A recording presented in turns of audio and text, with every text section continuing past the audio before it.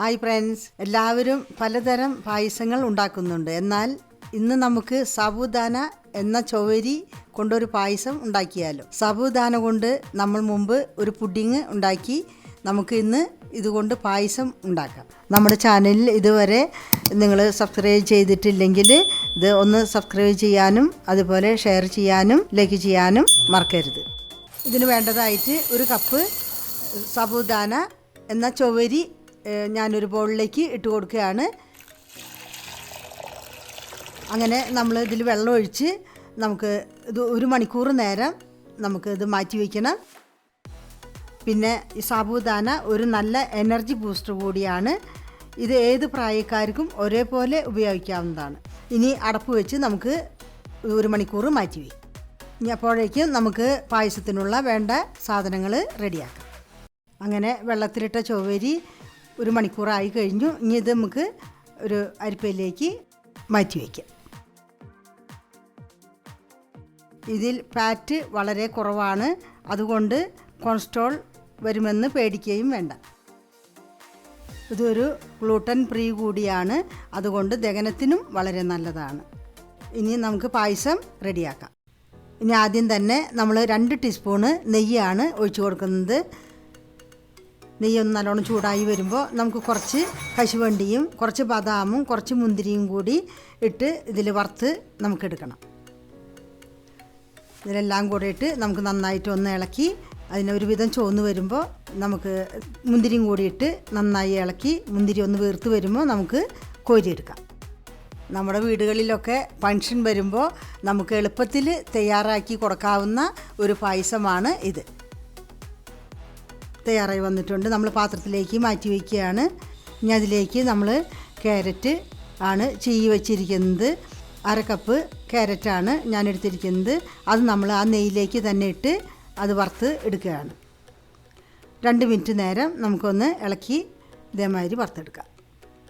Carrot വന്നിട്ട് vitamin A ഉള്ളതിനാൽ നമ്മുടെ കണ്ണിനും അതേപോലെ തന്നെ സ്കിന്നിനും വളരെ നല്ലതാണ്. പിന്നെ നമ്മുടെ പായസവും വളരെ രുചികരമായിരിക്കും. ഇനി നമുക്ക് 1/4 കപ്പ് സേമിയ ഇട്ട് കൊടുക്കാം. ഈ സേമിയ വന്നിട്ട് ഞാനിവിടെ എടുത്തിരിക്കുന്നത് റോസ്റ്റ് ചെയ്ത സേമിയയാണ്. അതുകൊണ്ട് റോസ്റ്റ് ചെയ്യാത്ത ആണെങ്കിൽ ഇതിൽ കൂടെ തന്നെ ഇട്ട് നന്നായിട്ടൊന്ന് ചൂടാക്കി കൊടുക്കണം. പായസം തയ്യാറാക്കുന്നതിനായി ഞാനിവിടെ എടുത്തിരിക്കുന്നത് 1 ലിറ്റർ പാലാണ്. പാല് നമ്മൾക്കറിയാവുന്നതുപോലെ നമ്മുടെ ബോണലത്തിനൊക്കെ വളരെ നല്ലതാണ്. ഇനി നമുക്ക് ഒരു പാത്രം അടപ്പത്ത് വെച്ച് ആ പാല് അതിലേക്ക് ഒഴിച്ചു കൊടുത്ത് പാല് നന്നായി തിളച്ച് വരുമ്പോൾ അങ്ങനെ നമ്മൾ അടപ്പത്ത് വെച്ച പാല് നല്ല പോലെ തിളച്ച് വന്നിട്ടുണ്ട്. ഇനി അതിലേക്ക് 1 മണിക്കൂർ വെള്ളത്തിലിട്ട സാബുദാന നമുക്കിതിലേക്ക് ഇട്ട് കൊടുത്ത് നന്നായി ഇളക്കി ഒരു 15 മിനിറ്റ് 20 മിനിറ്റ് നേരം നമുക്ക് നന്നായിട്ട് ഇതേമാതിരി ഒന്ന് ഇളക്കി കൊടുക്കണം. 10-15 മിനിറ്റ് എന്തായാലും നമ്മൾ ഇതേമാതിരി തീ കുറച്ച് വെച്ച് അടി പിടിക്കാണ്ട് നമ്മൾ ഇളക്കി കൊടുക്കണം.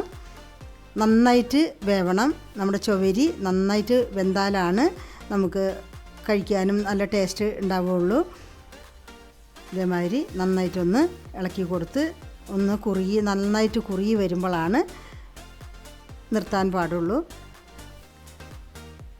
ഇതൊരു പരുവം ആയിക്കഴിഞ്ഞു. ഇതേമാതിരി വെന്തു, നല്ല പോലെ വെന്തിട്ടുണ്ട്.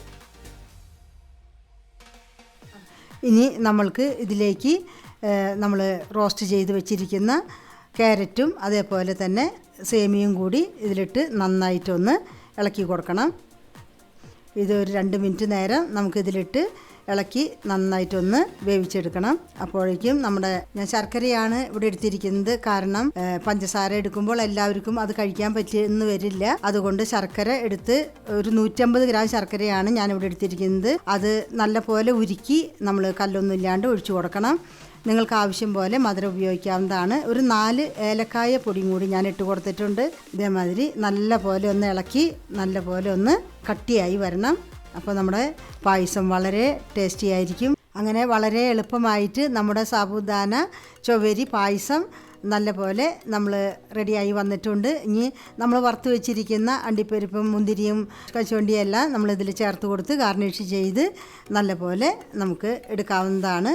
ഇതെല്ലാവരും നിങ്ങൾ വീടുകളിൽ ട്രൈ ചെയ്ത് നോക്കണം. ഇത് വളരെ നല്ലൊരു പായസമാണ്.